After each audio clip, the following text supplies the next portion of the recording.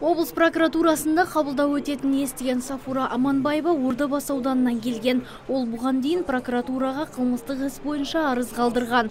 Көптен бері шағымына жауап іздеген азаматша бұл мүмкіндікке қол жеткізді. Оның айтуынша қызы қорғанам деп кісі өлтіріп 8 жылға сотты болған. Алайда шындық іздеп шырылдағанына өз қызын ақтап алуды ойлап отыр. Ол үшін заң қызметкерлерінің көмегіне жүгіне келіпті. Областной прокуратураның заңгерлеріне, прокурор жұмыс істеушілердің бәріне үлкен рахметімді айтам.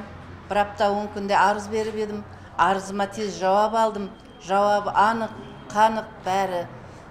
Қарапайым ел алтынан осы жұмыста істеп атқандарға үлкен рахмет айтам. Арызымның беруінің себебі қызымның жұмыс туралы. Қызымның статьясыны алдын 106 қойып еді. Бұрмалаушылықпен 99 болды. Соны өзгертіп беруін сұранып едім. Енді бұны бұлар емес, жоғары сот алқасынан сұрауым керек екен.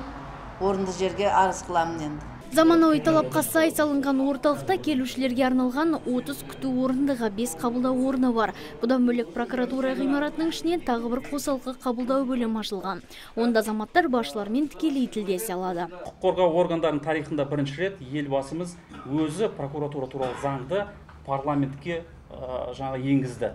Бұл деген прокуратура органдарына үлкен сенім арту деген ойдамыз. Сондықтан біздің басты мақсатымыз бүгін азаматтардың құқықтарын қорғай отырып, халықтың, елбасымыздың жоғарғы сеніміне ие болу. Орталық 4 құқықтық мәселе бойынша қызмет көрсетеді халыққа. Ол біріншісі азаматтардың өтініштерін қабылдау. Екіншісі мынау прокуратура саласындағы прокуратураның құзыретіне жататын мәселелер бойынша құқықтық консультация беру. Үшіншісі облыс прокуратураның басшылығына келген азаматтарды қабылдауына келген азаматтарды жазылу. Айта кету керек, орталық дүйсенбі мен жұма күндер аралығында жұмыс жасайды. Ал алдағы уақытта облыс әкімдігінің қолдауымен құқықтық қорғау қызметтері орталығы ашылмақ. Онда әлеуметтік жағдайы төмен және мүмкіндігі шектеулі жандарға тегін заңды қызмет көрсетілмек. Яғни нотариус, психолог және медиаторлар заң саласы бойынша кеңес береді. Нұргүл Жолымбетова, Мұрат Адинаев, Абзал Тұрабеков, ТВК телеарнасы.